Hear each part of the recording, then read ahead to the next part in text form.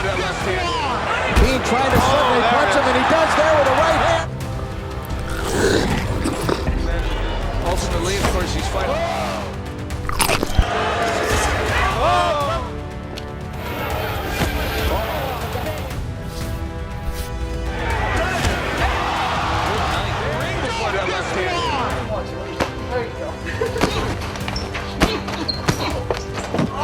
In this video, you'll see confident challengers arrive with pride, posture, and plans, and leave with silence, shock, and a hard lesson they didn't expect to learn that fast. Because with Butterbean, it was never just about boxing. It was about pressure, fear, and what happens when reality hits harder than expectation. Let's get into it. When Peter McNeely stepped in against Butterbean, it looked less like a boxing match and more like a man volunteering for a very bad afternoon. Time where he was under drugs and heavy drugs. Let's go to this. Butterbean goes right to it. Fighter, he fights good 4-round fights. It's lighter than Butterbean. There's a little too much. Didn't die in a train on his life. To the glove of McNeely.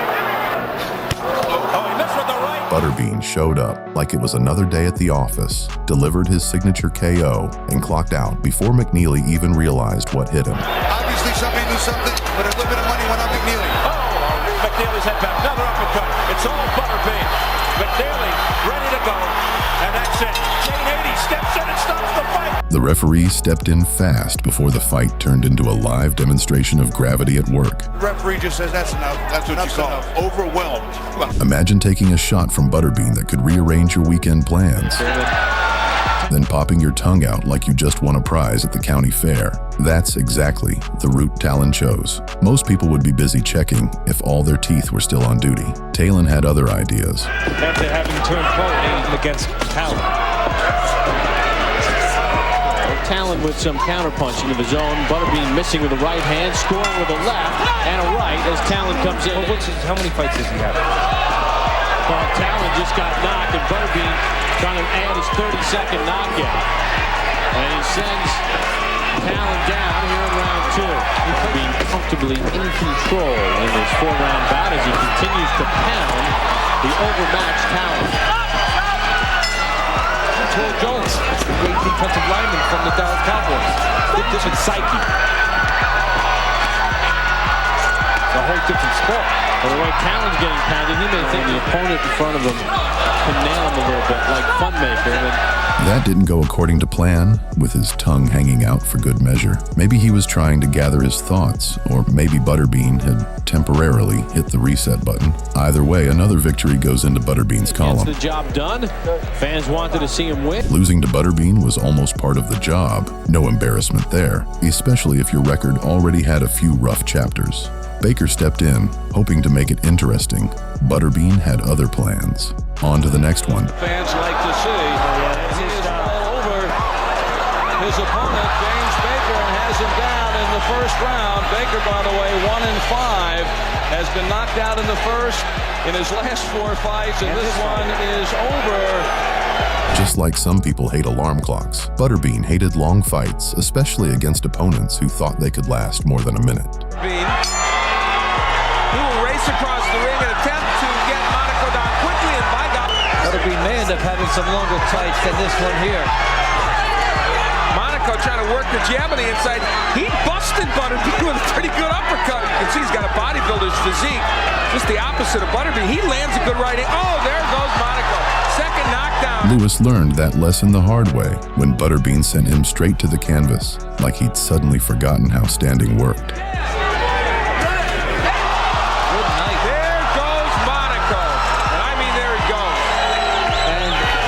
With that. And all along, we didn't see any combinations from Butterbean. We saw him load up. After winning the IBA super heavyweight title, Butterbean met Ed White in a fight that looked like a real test. Ed even put Butterbean on the canvas early. And they wouldn't let him enter unless he weighed under 400. So that's when he went on the Ed White starts him off. The fighters in history. Height advantage here, and he's putting it to good use. Being going tonight. Yeah, he did. He doesn't care about the nice body shot, but again, between rounds. Really gets caught the left hook. Butterbean goes down. But that knockdown only lit a fire under him. Hooked by Butterbean. Moments later, Butterbean came charging back with the kind of power that made opponents rethink their career choices. Punch him, and he does there with a right hand, and down goes White. Butterbean comes with that big left hook, a right, which stunned him first, and then the left sort of pushed him into the rope. Following that knockdown, big right hand, and then a bit of a push with the left. Butterbean came out swinging like he was in a hurry to get home before dinner got cold. Before being bested in fights all the way through, so he can fight 4 times, and despite all the jokes in the beginning, he's got Murray Sutherland. Right hand, get Butterbean, the nickname, and going all over the place. In fact, he's landing anytime he feels like it.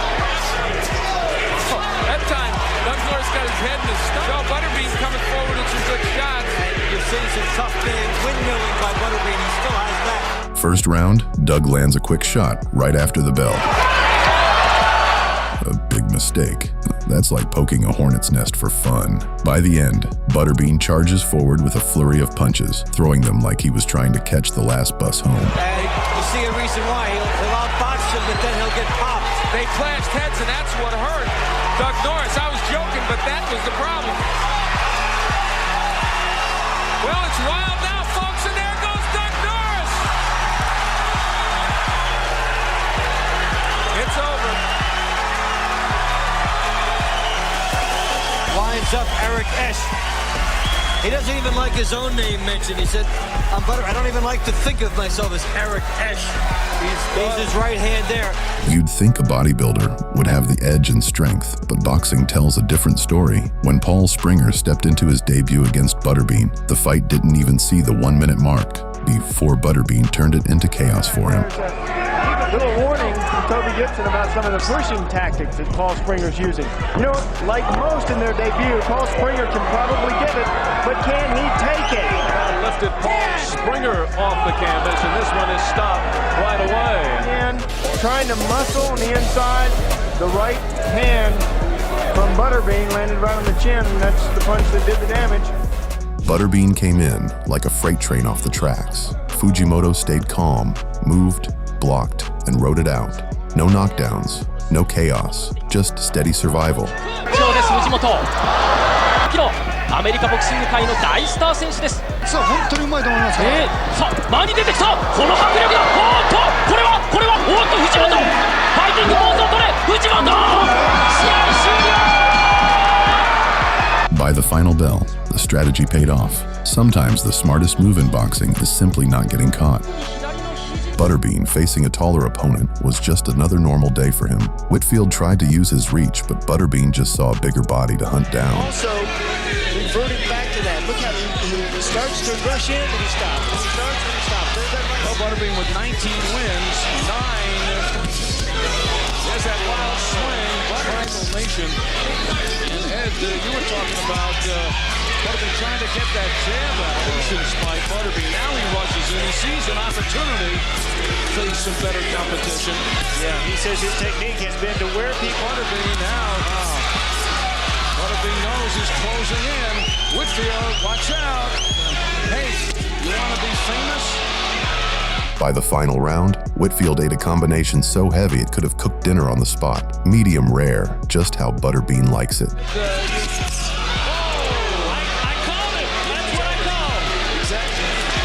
Affair, and now Whitfield is helped up, and that is it. Butterbean versus Jackie Beard felt like a fight with more chaos than a late-night bar brawl, and twice the weight swinging around in the same small space. Coming right at Butterbean. He doesn't want Tyson. He thinks, look, he feels that Tyson doesn't fight. Bean was doing a little hot dogging there. Yeah, they're like pillows for Michigan. Round fighters. This is the second round of 3 miling through this round. Looking to load up that 4 rounds with McNeely, and still managed to get him out of there. Bean is a tough man, Right, because Bean just wants to punch it out. and Bean says, "Come on." Oh, big right hand, and that dropped him. And I mean, dropped him. Bean's been waiting for that shot, and there was nothing fluke about that. That's it. He's still out. Welcome to Birmingham, Alabama, where Butterbean spent his time turning Pat Jackson's face into a real-life jigsaw puzzle nobody asked for. And in truth, we thought that Miles was done. And there is a little blood trickling also. We're in round 2. And they told Butterbean, not much. Pete, hold on. Good body work by Butterbean. Touching the body, then go upstairs. Now he's uppercutting. The interesting thing, Dave, is going to be scheduled for 3. Yeah, thank you. In all that chaos, even the referee got clipped once, like he had mistakenly walked into the wrong street at the wrong time. He walks into the best punch of the fight. At the end of the round, he's separating the fighters. And referees cannot protect themselves at all times the way fighters do it. The fight is stopped not because Terry Wood got knocked down, but because Pat Jackson doesn't want to go on, and one happy guy is Terry Wood. Butterbean fights were never built for long nights in the ring, yet Marcus Rhode somehow lasted through 2 full rounds like he forgot what kind of fight he signed up for. Not a bad amateur, a little bit of Kerry. He has power. He's got a lot of knockouts. Rhode's not exactly a ballerina in there, though. By the 3rd, though, Butterbean decided overtime wasn't part of the plan. He stormed in with those lunchbox fists, and Rhode hit the canvas like Wi-Fi. Just died mid-movie. Turn on a punch. Right now, it's just a sideshow. Big ripping shots by Butterbean. Trying to get up on his feet, and it is over. It was the body shots. He had hit him a couple good ones. And, you know, you were right, Scott. Why would Rhode stand in front of the main? Butterbean arrived in Reno like a licensed wrecking ball on schedule, and Sean Jegen quickly figured out there was no warm-up round in this job. Jegen. Good in the look of 2 fighters' bodies, and Bean is opening up. Jegen trying to turn pro this year. This is his 9th professional bout, gonna lay in some trouble. This round obviously seeming very long. Out of Overland Park, Kansas, and he may want to take the first 8. Now, out of Overland Park, Kansas, and he may want to take the first point. Mandatory 8 count is told off by Jegen. Here comes Butterbean in. Good right hand, left hand, down goes Jegen, hits his head. In under 3 minutes, Butterbean punched the clock and made it clear this wasn't really a contest. By Butterbean, all those punches landed. Look at the right hand. Look at again the left-right combination. Down went the kid. Right hand to the body, followed up with a right hand to the head. Combination left and right. Down goes Jegen, hits his head. Richard Davis brought size, reach, and a bit of hope with him. Butterbean brought compact power and instincts so sharp they didn't need second chances. Stare down, down. We're not heading to stare. There's actually a tendency to throw in a hurry. Anytime Butterbean, both of them posing in there.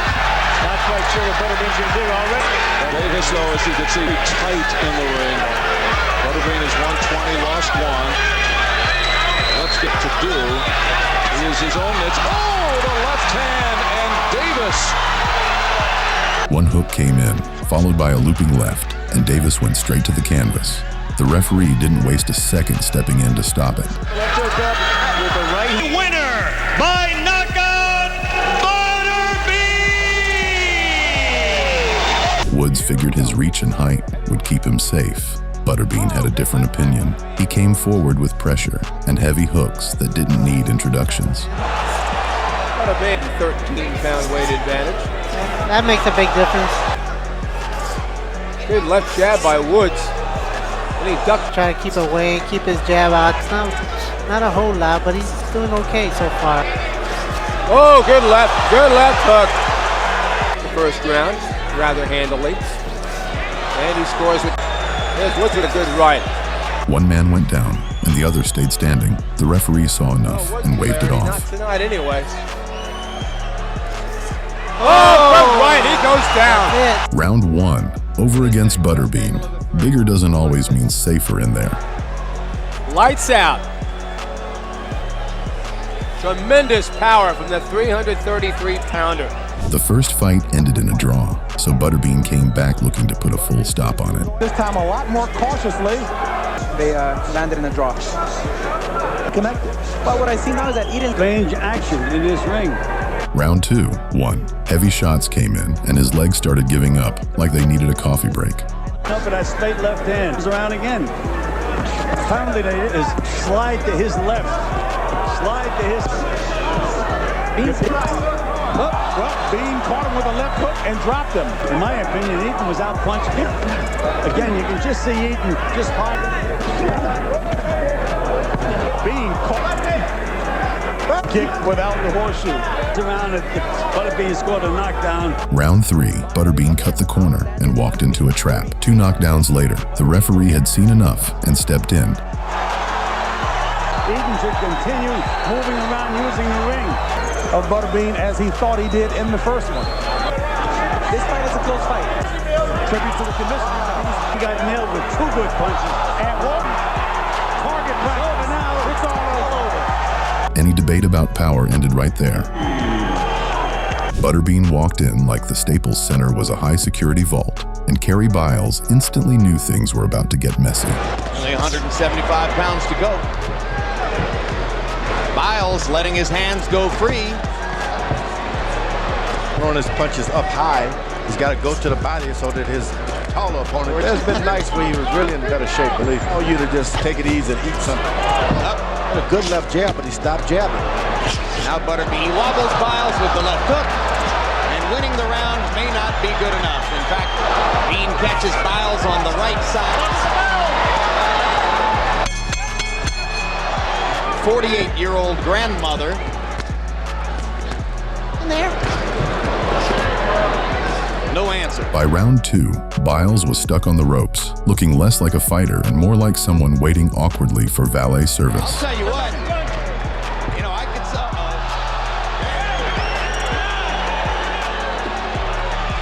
I didn't quite get it spat out. He was winning. Butterbean arrived at the Playboy Mansion like violence had a guest pass, and Bill Johnson immediately wished he had skipped the whole casual pool party idea. Last year or so. I mean, no, Butterbean doesn't want to chase him, doesn't want to leave himself open, wants to walk in, inch his way in from side to side. Sees his advantage of being able to move. He acted like a guy who...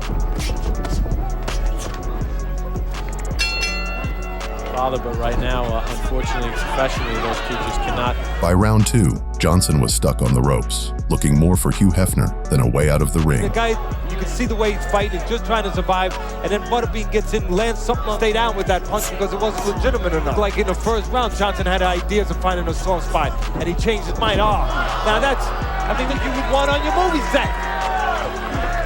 Shot to the body, just as bad. So Butterbean gets a win. But, you know, the crowd didn't even get to see what they want. Butterbean rolled into Vegas like a slow-motion disaster, and Kurt Allen spent 3 long rounds just trying to survive the damage. Mainly for him and the awkwardness he displays in there. He does have heavy hands. Like George Foreman, he knocks people. When Butterbean got beat, his only loss in New York, maybe not quite as badly as a B. Getting ready to mark down a 1-round Pony Express speed. Whoops! Foot. Allen falls down and the crowd goes wild. Giving that round to Allen. You heard Butterbean. Woo! Hard round. George, what are you talking about?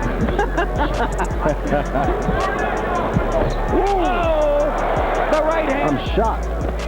It's like something out of the Kronk gym with that left hand down around the bottom. By round 3, Butterbean turned the pressure all the way up. A body shot went low, a left hook came high, and Allen started wobbling like his signal had just cut out. He's over the rope. Jay Nady looking at him, and Nady's gonna stop it.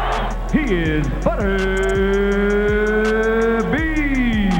Butterbean showed up in Arizona expecting a quick night, but Joe Wiggins turned it into a slow burn test of survival. The way to be effective against Butterbean, obviously, is to move and jab, and that's probably what Joe Wiggins will do. ABC affiliates here.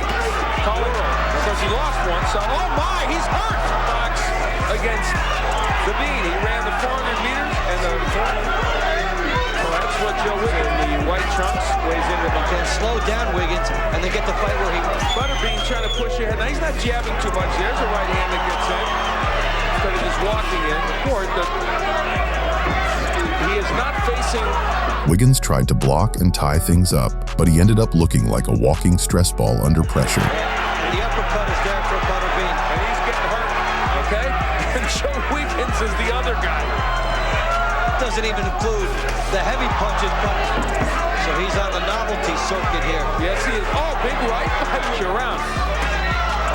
That right hurt Wiggins. He's in trouble. By round 4, Butterbean stopped holding back, and the pressure went straight through the roof. Well, we saw Kenny Myers come in here and, in our view, beat Butterbean, but didn't get the decision. That's it. The winner, Butterbean! The bell rang, and Kenny Craven leaned on the ropes like they were a bench at a bus stop, waiting for trouble to show up.